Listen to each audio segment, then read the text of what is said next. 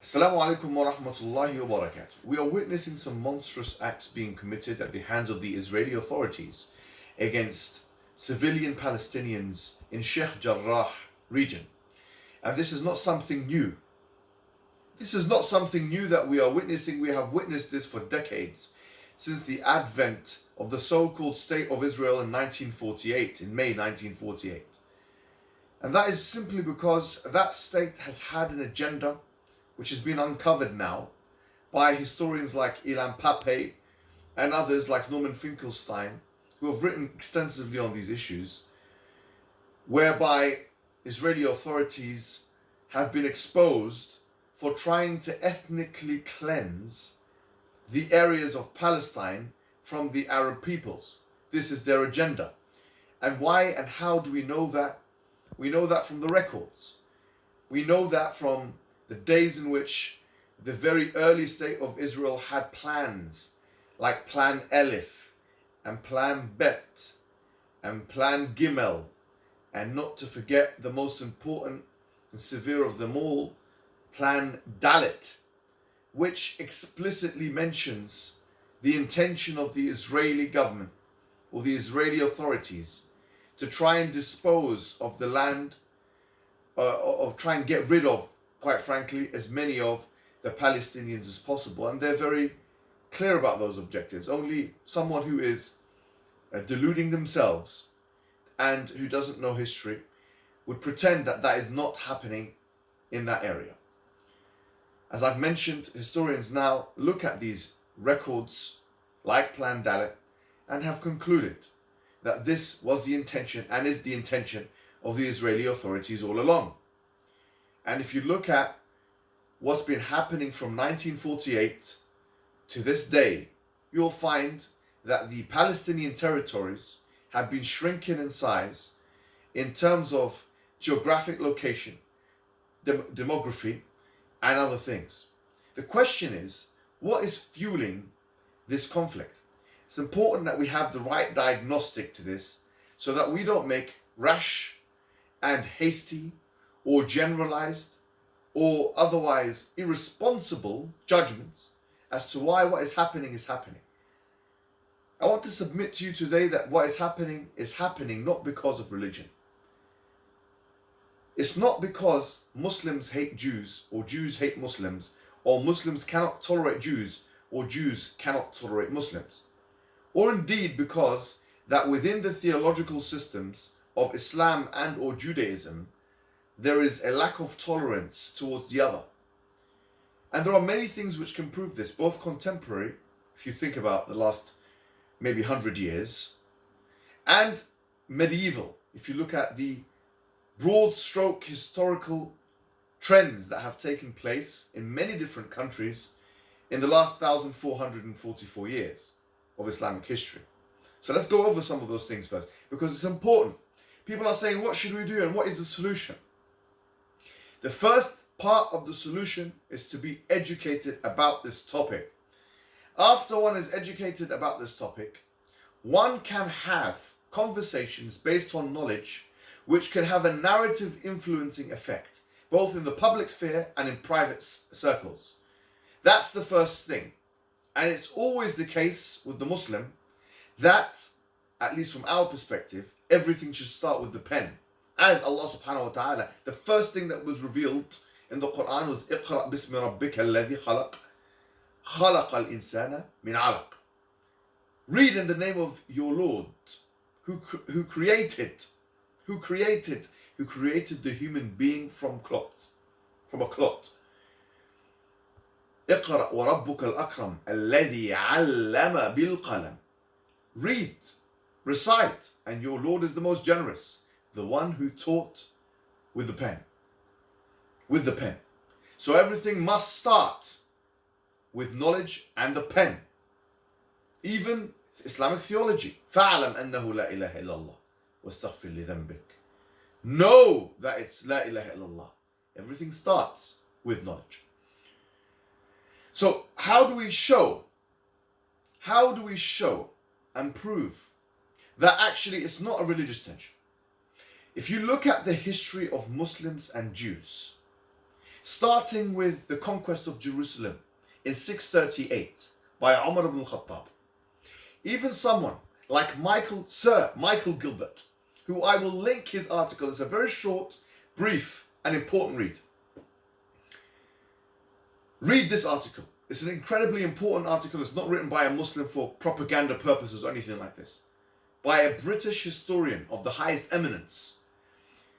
The account that he gives, and the account that even someone like Thomas Walker Arnold, who is an Orientalist, gives in his The Preaching of Islam, a book, an Orientalist book, written some decades, many decades ago, and many other people give. Even Bernard Lewis, who was one of the most ardent and polemical people against Islam and the Islamic civilization. All of those people admit that in fact there was an air of tolerance. There was an air of tolerance. And when Umar ibn Khattab he came, he allowed the Jews to settle back into Jerusalem. And for those who know ancient history, will know that there was something called the Siege of Jerusalem in 70 AD, where the Jews were literally kicked out of their homes at the hands of the Romans. And you see how, subhanAllah, how history repeats itself. But now the perpetrators have become the victims, and the victims have become the perpetrators. The perpetrators have become the victims, and the victims have become the perpetrators. Now it's not the Roman Empire kicking out the Jews from Judea. Now it's the opposite. Now it's the Jews kicking out the Muslims from Palestine, the original inhabitants. But let that be a side note for now. 638, you had peaceful collaboration. You had a system where Muslims, Christians, and Jews all lived side by side. There was no genocide. No one has said this. And in fact, this would be an ahistorical claim that you cannot even make. You cannot make this claim. There was no forced religious conversion. Even Thomas Walker Arnold mentions this in his book. There was giving to the Jews and to Christians and to other communities a right to basically rule by what they believe in. And this is extremely explicit in the Islamic texts. Then you had different empires.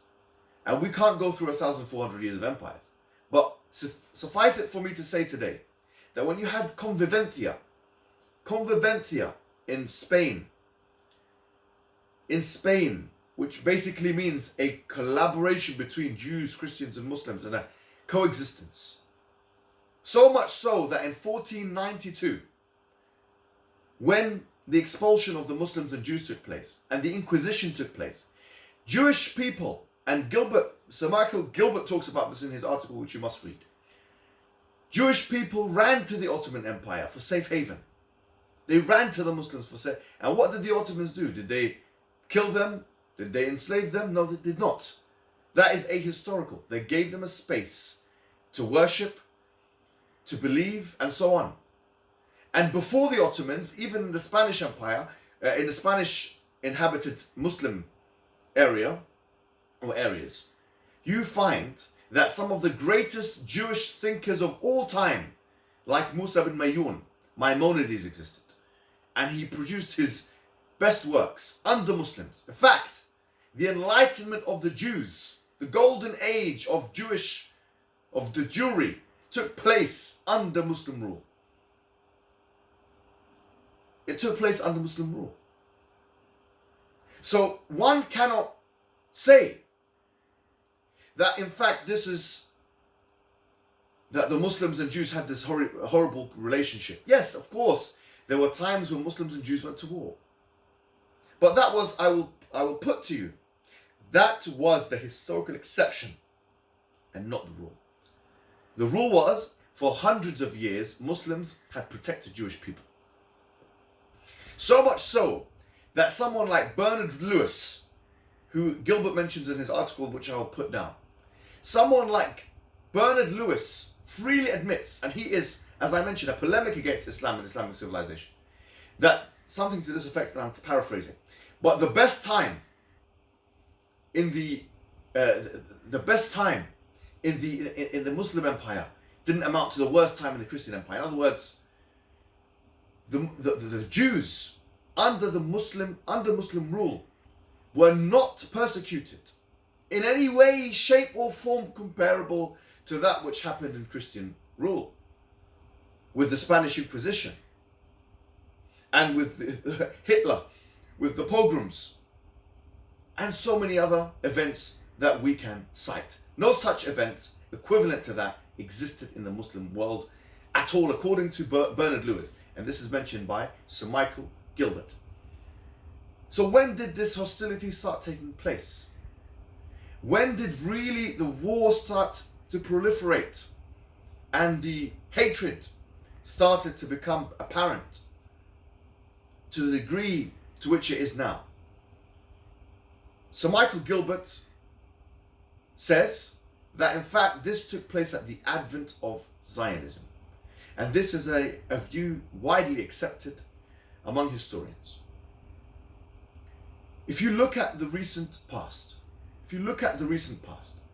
you had, and obviously these things require lectures in their own, but I will passingly talk to you about this, and you can go research in your time. But you had the Balfour Declaration, 1917, where Britain promised the Jewish people, or the Zionists at that time, that they will facilitate for them a homeland in Palestine.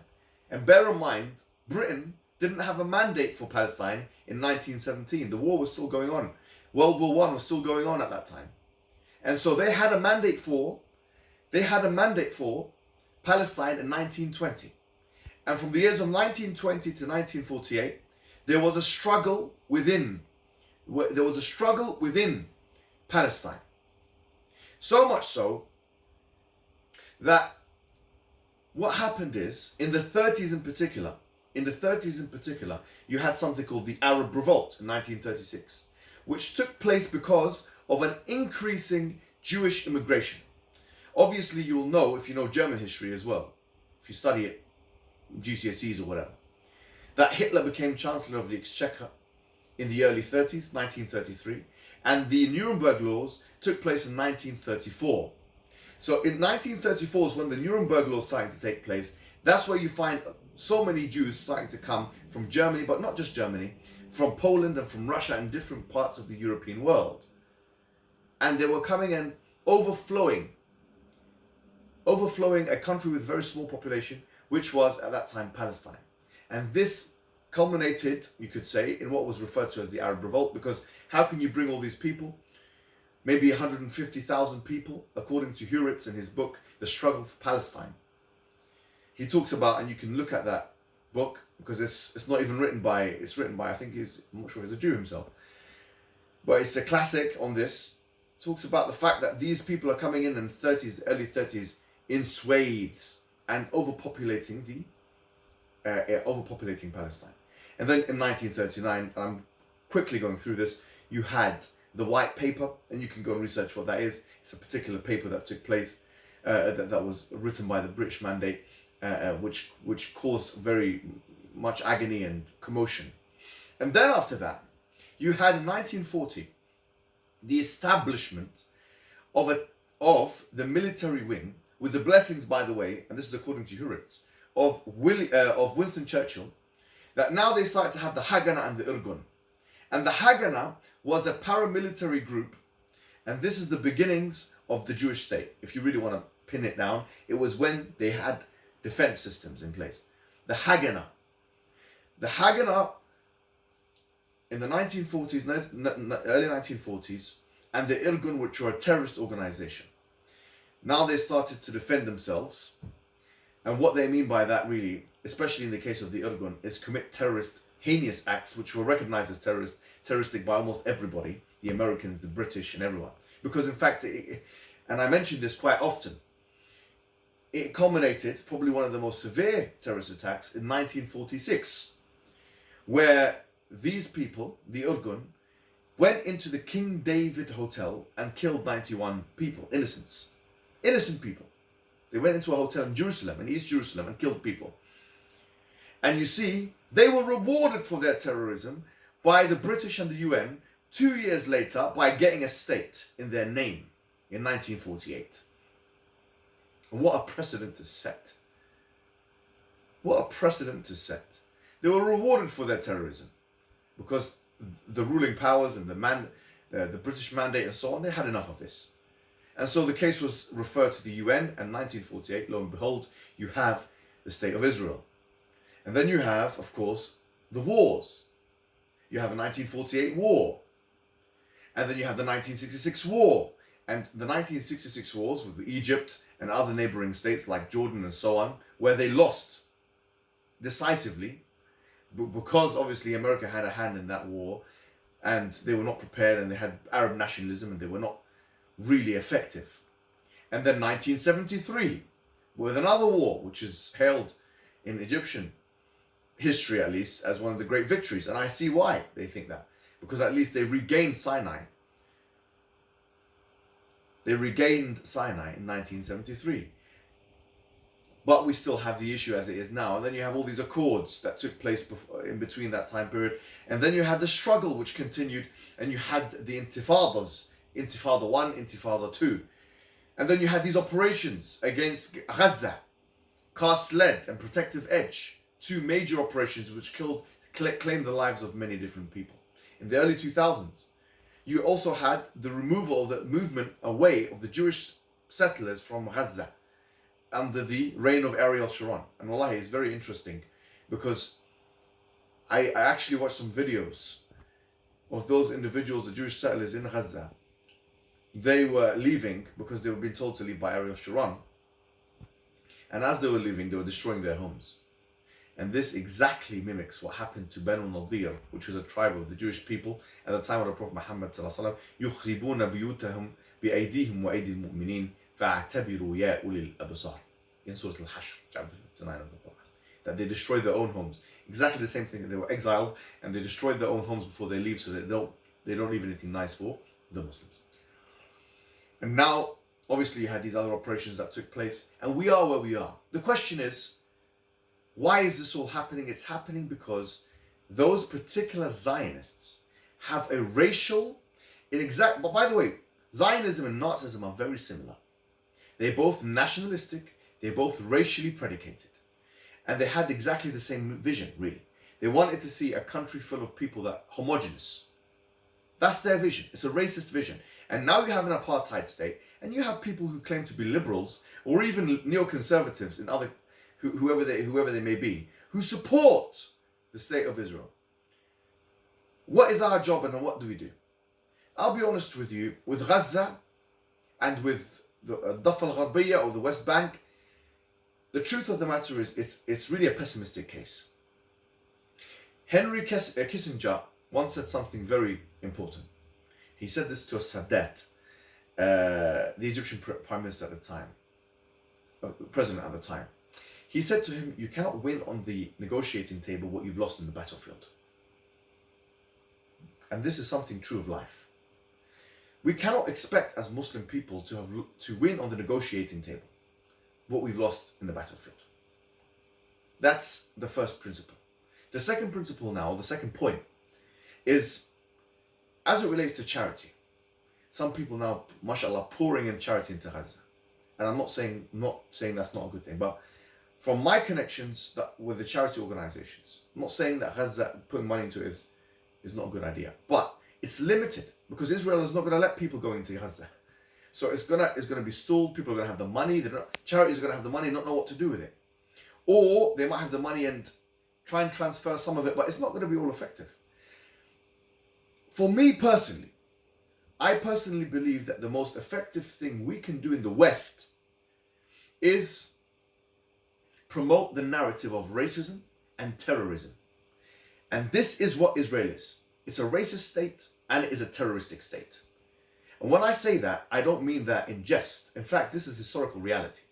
Why is it a racist state? For the reasons aforementioned. It's been revealed to us that they want to ethnically cleanse the place and make it people of the homogeneous racial groupings. Why is it a terroristic state? Because those same people that bombed the hotel that I talked to you about, people like